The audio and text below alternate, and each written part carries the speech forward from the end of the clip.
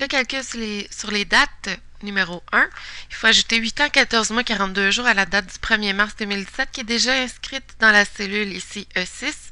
Donc, je veux savoir à quelle date ça va correspondre si j'ajoute ce délai-là.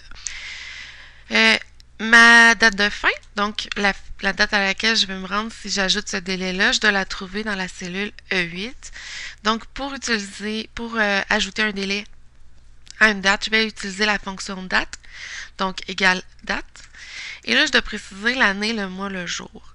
Donc, je vais utiliser la fonction année pour aller chercher l'année de ma date de départ dans la date qui est inscrite dans E6.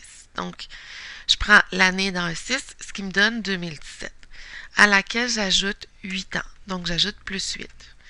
Point virgule, je fais la même chose avec les mois. Je vais extraire le mois de la date du 1er mars 2017, ce qui va me donner le troisième mois, à laquelle j'ajoute 14 mois.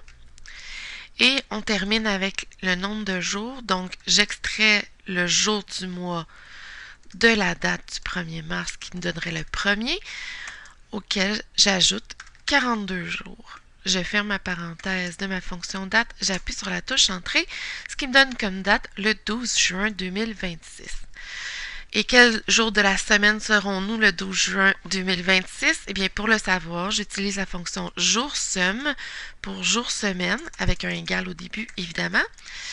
Donc, jour-sum pour jour de la semaine, je clique dans la cellule qui contient ma date, je ferme ma parenthèse et j'appuie sur Entrée, ce qui me donne le chiffre 6.